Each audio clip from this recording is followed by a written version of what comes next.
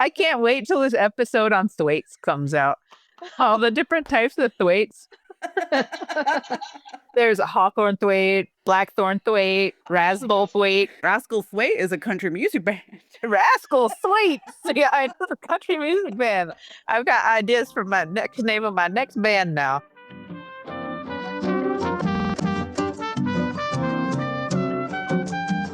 This is Serious Grower Podcast. I'm Anna. I'm an entomologist. I'm a scientist. I am using this podcast to talk to all kinds of growers and eaters who are serious about their farms, their gardens, their local food systems, and I'm asking, how can science help? Today's co-host is Casey. She's an experienced market farmer, having grown in Northern California and now in the Bitterroot Valley out in western Montana. Her family is transitioning into non-commercial farming. She's a homesteader now. You'll be hearing plenty from her because her experience brings so much unique perspective and because she's my best friend. Yeah. How you doing? I'm doing good. Last week we had our most recent live at the Grange, and it was this hard rock band, and they played with huge amps, and it was so loud. They're really good, but we got earplugs for everybody. Just, the foam earplugs, orange ones. And then I'm looking over at my friend, and he had brought his own, but they're like flashing blue every once in a while. It's like, whoa, you got flashing blue earplugs? He's like, oh, I'm listening to a podcast right now. Like in the middle of this like hard rock, loud rock concert. Oh, I'm listening to a podcast. Well, I was waiting for you. I've been doing my colony care. I'm taking care of my lady beetles. Oh. Can you see? What do they have in there? They have fake bee pollen. They have real bee pollen. They have some dried daphnia. I've been trying some brine shrimp, some sea monkey eggs. Do they eat them? I don't know, honestly. Well, like predators, they can go a really long time without eating. I wonder if they're just used to eating the fake pollen, because I was putting them in little assays and I took a video. I actually put a video of one of the larvae eating on Instagram. It was hungry and it ran over to a pile of this fake bee pollen. It was like, like nom, nom, nom, nom, nom, nom. And it was just like, I couldn't believe, like, because usually like insects will use their palps, like their little things hanging off their mouth to like manipulate food. But like it was using its like little forelegs. Wow, to just stuff it in there. Just stuff it in its face. I don't really think forever. Like a ladybug as a predator, because everyone's like, oh, it's a lucky. Oh, one landed on me. Oh, it's so pretty. You're tiny. It would be fearsome. Oh my goodness, it's so funny what people think about when they think about ladybugs. People say ladybugs, and then whenever I say lady beetle, they're like, oh, are you talking about ladybugs? I'm like, yeah. I know you as an entomologist try not to use the word bug. Well, I say bug. When entomologists say bug, they mean something really specific. They mean hemipterans. They mean piercing, sucking insects. Did you know that? No, I had no idea. Just any sort of insect, a bug. I also do that because I'm a human being on the planet Earth, and I understand that sometimes people just say bug. But when I say lady beetle, people go, oh, do you mean ladybugs? I'm like, yes, I do. And a lot of people do know that ladybugs are good for gardens. Like they know they're good for gardens, but they don't make the connection to the point where a friend of mine who had little kids had one of those, like, the things that you crank and it's like sings the song. They're used to. Oh, yeah. Cow says moo. There's like modern versions of that and they play little songs. And they had one, it was like all these different animals and they have little songs about little different animals. And there was a ladybug and the song was like crunching and munching and like, and he's like, you know what they're eating? And his wife was like, no, like it's so cute. And he's like, other insects. And she was like, oh, and she never played the lady beetle song again. What? Okay, we got to find that crunching and munching lady beetle song. I can't wait. What did you call it? Piercing and sucking insects. Yeah. I'm trying to think of like what you would know, like potato leaf hopper that causes hopper burn. Like, like it just is poking its little schnoz in there and it's not biting. One I think of in conjunction with ladybug is cucumber beetle because they are like spotted, but they're green and not red like lady beetles. And those are the ones we see in the garden. We're like, no, get out of here. If we saw a ladybug, we're like, oh, so cute. But really, are the cucumber beetles, are they vegetarian? Are they more morally correct? I don't know. But for our purposes, I'd rather see a ladybug than a cucumber beetle. It's all relative, right? So like ladybugs are providing us a biocontrol. So like the enemy of my enemy is my friend, right? So as long as they're eating pests, we like lady beetles. You know, the 10,000 ladybugs packages to put in my garden before aphids, right? Is that what it was for? It's so excited to bring our little package in there to release the ladybugs. And of course, like after 2 days, we never saw them again. They just like blew away somewhere. But really, that's like hiring a mercenary army to defend your property, looking at it that way. That's what we were doing. Well, you know, I don't want to ever criticize anybody for buying ladybugs. I think it's really cool. But they are wild harvested. Well, so they went back to the wild then. Well, they're wild harvested almost exclusively from the mountains in California. There's a couple families that have built businesses on this. It's not just one family, it's like a couple different families. Basically, the lady beetles will migrate from the Sierras down into the Central Valley of California and then migrate back, like kind of the ebb and flow. They know the good spots to go and collect these lady beetles. When they are collecting them, they have aggregated. So their mind is not really physiologically set on like making a family and eating aphids. Mothers are really excited about eating protein so they can produce eggs. They're not going to be that hot on a protein meal when they're not in the family way, if you know what I mean. So that's what always happens when people buy those lady beetles and they fly away because they're not flying home. They're just flying up. Yeah. So when we lived in the Sierra, there would be, you know, occasional winds come through up in the high passes. And here's a whole cloud of ladybugs coming over a pass and then down the other side. And yeah, Jesse's been paragliding recently. So he's studying wind patterns. And, you know, the High Sierra is just one of the highest winds you can get in the country. To come over the High Sierra, it's like Mecca, I guess, for ladybugs and paragliders. Maybe Jesse could get in the business of collecting ladybugs and selling them to gardeners around the country. Well, you know what I was thinking? It's like, I wonder if this was a family business for years back. And if they had got their name in medieval England, what would their last name be? The ladybug catcher family, you know? Right, like Miller or Potter or Smith. Yeah. We had this person who was running for office. This was a couple of years back. I don't even remember what office it was, but we kept seeing her yard signs and they were so huge. But her name was Mary Ellen Thistlethwait. What did that family do? Mary Ellen Thistlethwait. So it was like this long yard sign. It was like a triple wide. That's a good question because now that you say it, like I had a Latin teacher in high school who hated my guts and his name was Mr. Cowperthwaite. So yes, like, Cowperthwaite is another one. Thwaite and, well, Cowper. There must be something going on there. Like Thwaite must be something. Huh. Yeah. I mean, Thistle we could figure. Because I know that, like, especially in agricultural areas of England, like making live hedges was a big part of like keeping in your livestock. Like rather than building fences, you would just like cobble together like a bush and like train a bush into a fence or something. Maybe that Thwaite is somebody who puts together thistles. Cobbles together thistles to make fences. Thistles. I'm sure that's what it is. We don't need to look it up.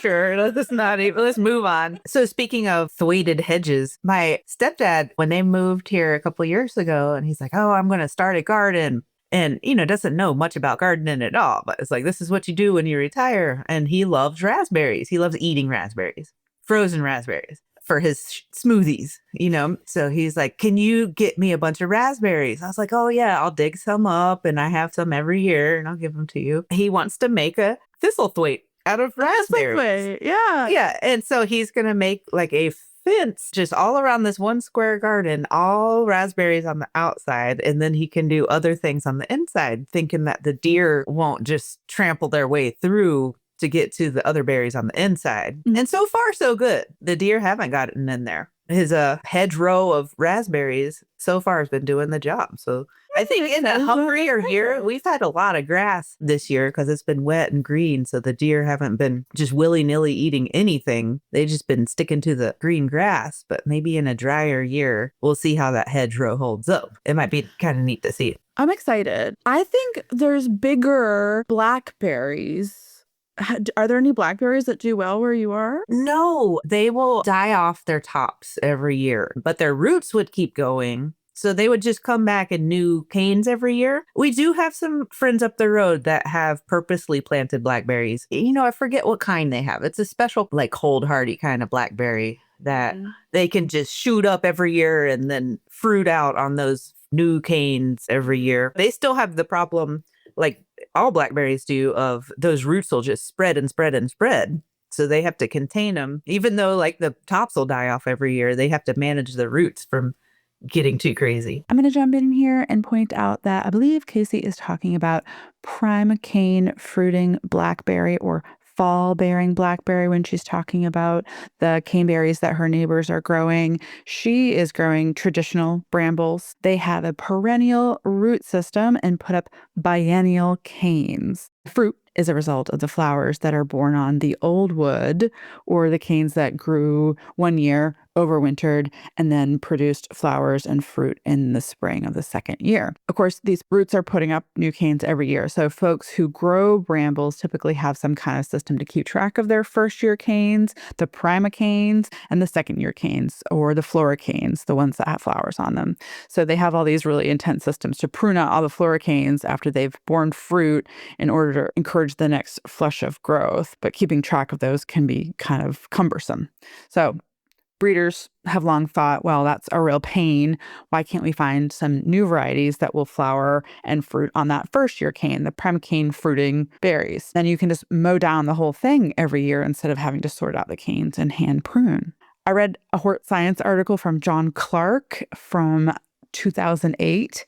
And in reading it, I could have sworn it was republication because it really read like one of those old timey science articles when authors would include, just delightful little details about all the momentous moments regarding the genetic stock and the story of how genetic stock turned into named varieties. In this article, he says the first occurrence of primocane fruiting blackberry that I'm aware of was a wild plant found by L.G. Hillquist of Ashland, Virginia. Mrs. Hillquist provided this genotype to the New York State Agricultural Experiment Station in 1949, where it was maintained by the National Genetic Resource Program. So the USDA's Agricultural Research Service kept that alive and well. And isn't that something? Because thanks to Mrs. Hillquist and breeders from the University of Arkansas, we have Prime Jim and Prime Jan. These are varieties that you can grow in your backyard that are much easier to manage than the biennial versions. But because fruit is flowering and fruiting in the first year on primocane bearing blackberries, it takes a little longer in the season and they actually bear fruit in the fall instead of the spring. And that brings with it its own challenges, different pests. Even now, many folks stick with the traditional spring-bearing biennials because they prefer their other horticultural qualities. And they will find new and creative ways to deal with pruning and sorting out primocanes from floricanes. I tried a new thing in my garden this year, which isn't a very new thing at all, but it was for my garden. Before, to support our raspberry canes, T-post and do a high tension wire around them so that they stand up. Well, this year I didn't want to put T-posts in there because I can't really get the tractor in where they are to pull out the T-posts. I just kind of took a bunch of them, bundled them up, and tied them together. But it was a bundle of like that first year growth that is going to flower and produce fruit next year. Yeah, so I cut out all the last year's canes this last fall. I tried to wait till the leaves were all off in the fall, but we've had such a mild winter. They still had some leaves on them because I didn't want the leaves to get bundled up in this bundle and potentially get mildewy in there. I ended up bundling some leaves in there, but it was fine because eventually when they dried up and that windstorm kind of blew them all off and actually blew that baling twine right off too. So I just had to rebundle them. Are you worried about that baling twine girdling the canes at all? Or are they woody enough that the baling twine's not going to cut into them? Well, see, that's what I tried to do them kind of loosely and not really tightly bundle them, thinking, I don't want them to get them girdled. But I kind of wish that I had bundled them a little more tightly to begin with, because that's why they blew off the bundle, because it's been just windy as heck here this year. And so far, so good. I haven't noticed any stem damage from the baling twine. A good system, but you're just gonna have to wait and see, right? I know. So it's all kind of an experiment in my garden. I might play around with that next year and see if I need to do any pruning, if there's any stem damage, and we'll see. Exciting. Because like I knew that from like a crop production point of view, there's been a lot of people who have tried different methods to deal with this. And it seems like every time somebody comes up with a new method to deal with what you're talking about, which is like keeping track of your new and old canes, it always just involves building a lot more infrastructure, right? Like, so I've seen, maybe I'll send you pictures of this, but like I've seen people who have like these big frames Mhm. and they'll kind of turn it back and forth. I've seen that before. They'll have sort of a V-shaped trellis, and all the old canes will go to one side of the trellis, and all the new canes they train to the other V of the trellis, and then they'll flip-flop it back and forth every year. And I had thought about doing that for my own purposes this year. It came to be fall time, and I was like, I still haven't done anything to support these canes. And, winter's coming if I let them just flop over the snow. And sure enough, it's been whatever snow we've had has been wet and heavy. They would have flopped them right down to the ground. For me at the time, it was the very easiest thing to do was just go bundle. And I kind of like the looks of it. It looks like, neat little sprigs out there. And that's part of my garden too, is to look beautiful. The less T-posts, really, the more beautiful I feel like in my garden right now.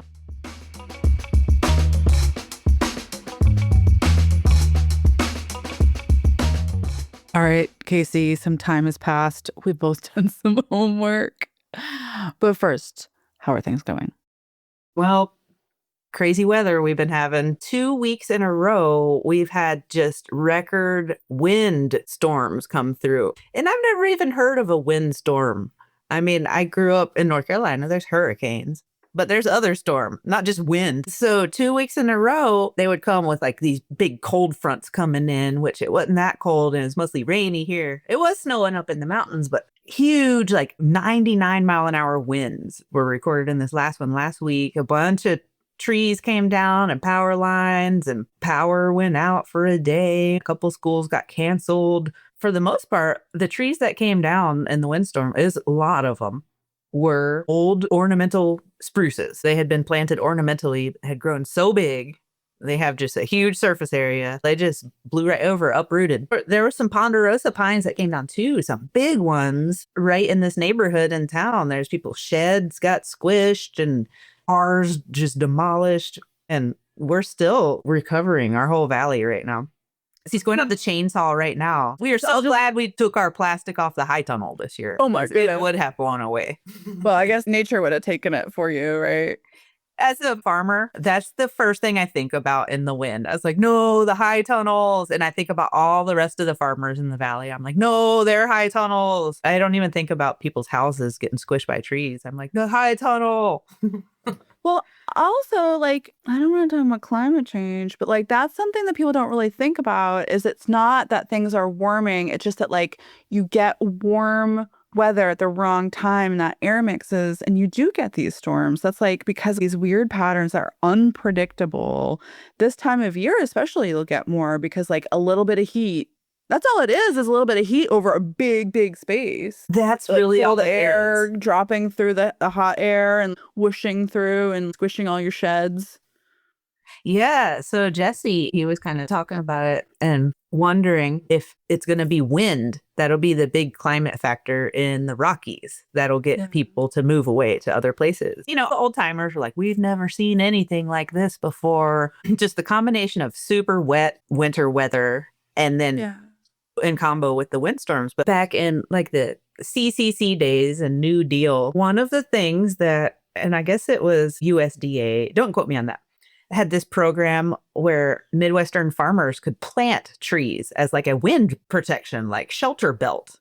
And there was local smaller programs, but also there was this one huge wind belt that was planted in the middle of the US, like through Kansas.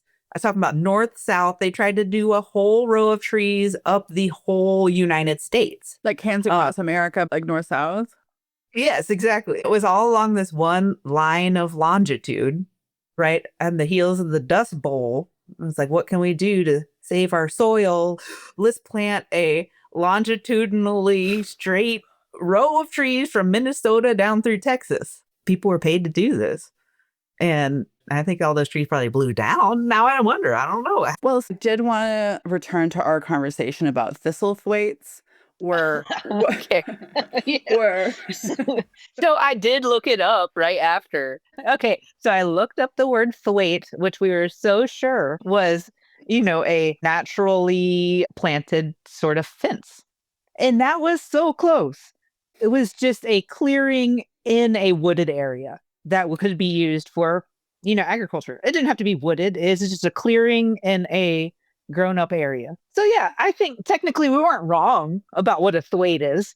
Oh my goodness, yeah. Because, I'm a big enthusiast about historical farming, specifically in England, because some of my favorite content is people who are looking at historical farming practices in England because there's such a good record of how they've done it. What I was thinking about when we were talking about thistlethwaits is actually in living hedgerows. There is this website I'm going to share with you, and it's a history of hedgerows. Thistlethwaits, as we call them here in America.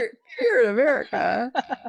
I'm jumping in again to remind you that I'm going to post some of the photos I'm showing Casey on our Instagram at Serious Grower. Go over there, like and subscribe.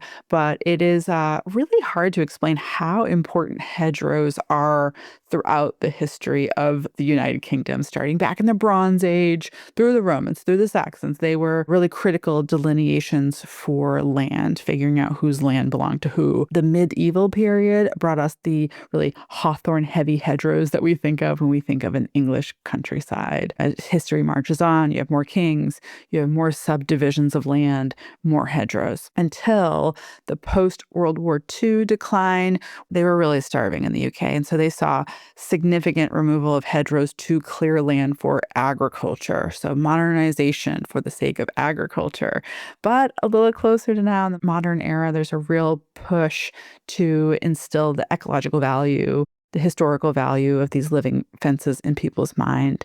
There's also an important culinary significance of all the wild fruit growing in these spaces that can be foraged and have made their way into really quintessential dishes in English cuisine. We're thinking crab apples, wild cherries, blackberries, damsons, elderberries, hawthorn berries, gooseberries, which are kind of like a wild currant, and sloes, which are kind of like a wild plum. All of these fruits can be pretty bitter and astringent, so you may only find them made into jams and other things. So how you would have sloe flavored gin? Mm. I never knew that a sloe was a berry that you would collect. Wild. I thought it was just like going not fast. It was slow. Right, like I thought they made it slowly. Yeah. I was like, they just spelled it a little different. They didn't have time for the W because it was going so slow. Yeah, like there's different kinds of gin. Like the gin that we know is, what is it? Is it juniper berries, right? Yeah. Because I don't like juniper berries. I don't like No, but sloe gin juniper. doesn't taste like juniper berry. It tastes like sloes. Berries, they're nice. You might like sloe gin, actually. I wonder if I should be growing sloes here in Montana.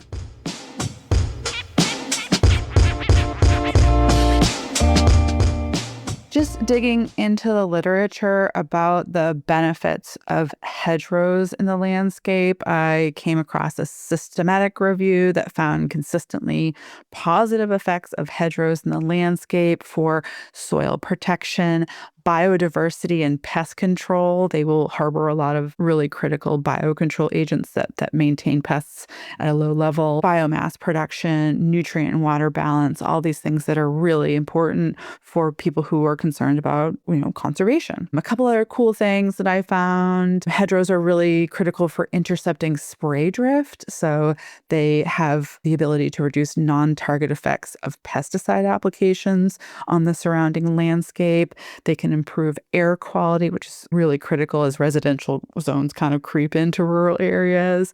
I found this really cool paper from France where they were looking at how far away windmills should be placed from hedgerows where bats are foraging. And I'm like, yeah, of course. These windy places that need hedgerows would also be prime locations for windmills, and windmills look a lot like trees to bats. I found a paper that looked at the impact of hedgerows on temperature, finding that hedgerows, they may be less efficient thermal insulators than woodlands, like the kind of landscapes we have in New Hampshire, especially at high temperatures, but they do have some insulative effects compared to wide open spaces, more like where Casey is out in Montana. So many benefits, lots of reasons to want to encourage the adoption of hedgerows for a conservation point of view.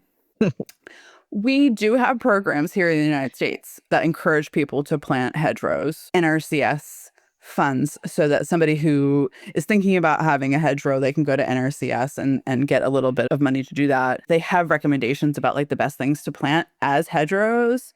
Have you, as a farmer, ever taken advantage of an NRCS program? Yes, we have. One was the high tonal cost share program.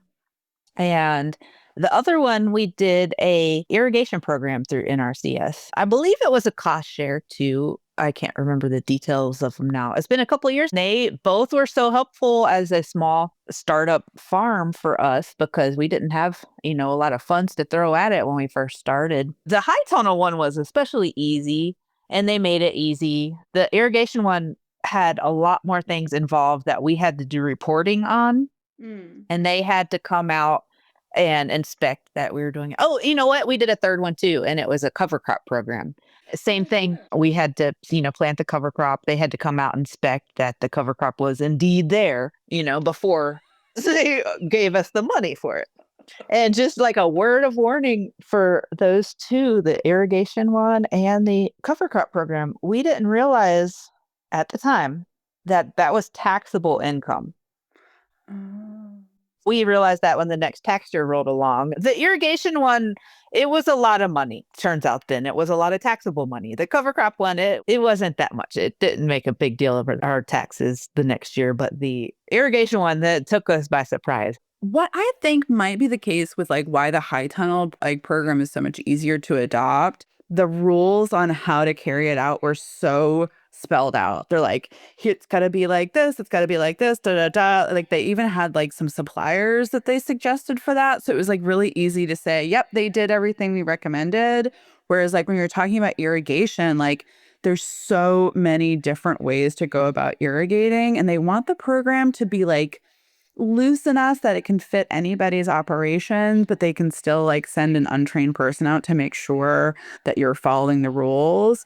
But there's a lot of disagreement about how to do irrigation systems. So much diversity. So that's why it's like so painful to go through the process of certifying it. Oh, it was for that irrigation one, it was the most intensive as far as just like having their site visits. It was a big area because it was irrigation for our pasture that I can't even think of how many risers are out there. There was a lot of things involved because we were putting in an irrigation pump, a new pump. We had to expand our pond. There's something like 400 feet of buried underground pipe with a riser every 30 feet, or maybe it's 60. There was many, many different things involved in this irrigation project. And then there had to be an overflow if it ever got too full. And then we had to have a place for the overflow water to go. There was an engineer that was assigned to our case or whatever you call it. She is the one who came out on these multiple site visits and then came up with the plan with our okay and to make sure it would work. And there's certain things we wouldn't have ever done. Backflow preventer was one of her big sticking points. Is like we had to have backflow preventers anywhere that we would draw water from to make sure that any sort of fertilizer wouldn't flow back into the irrigation water, just in case. Jesse, had a plan for how he wanted it to look and is very knowledgeable about setting up irrigation already. And she was so impressed with Jesse, and like he already knew exactly what needed to be done.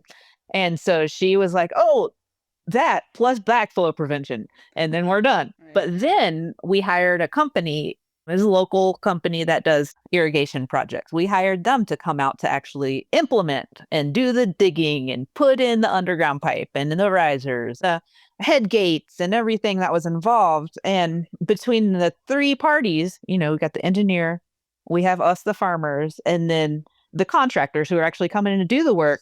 There was only one mess up that happened with all the parties involved.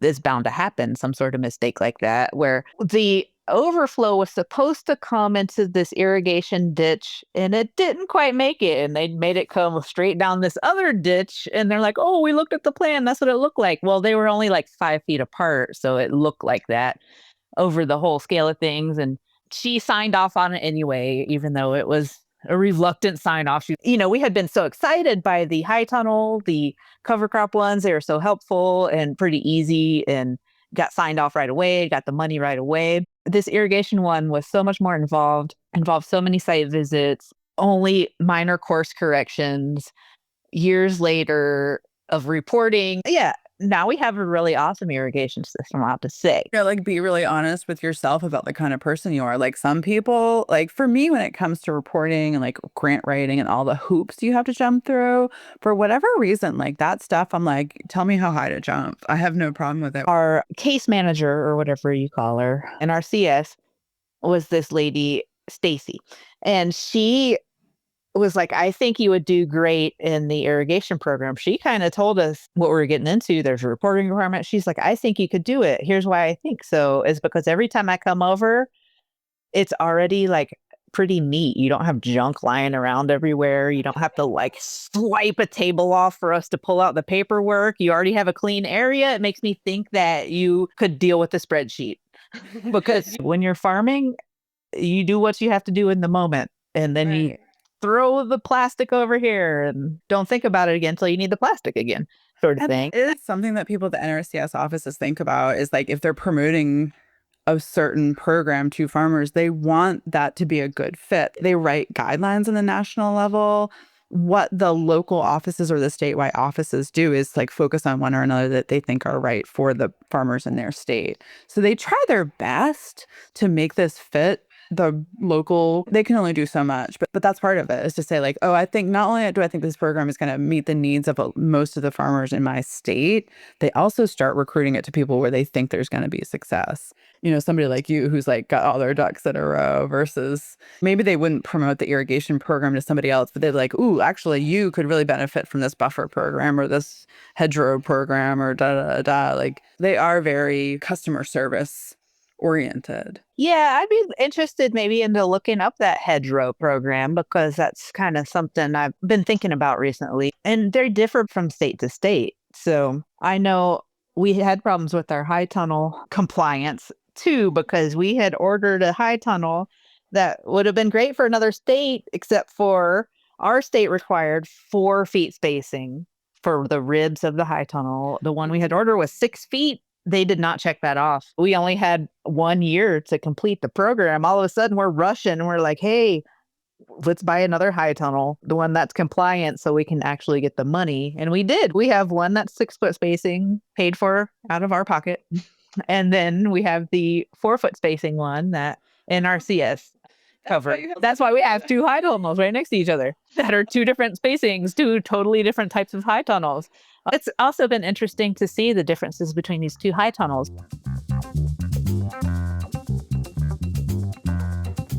All right, I'm going to leave it there.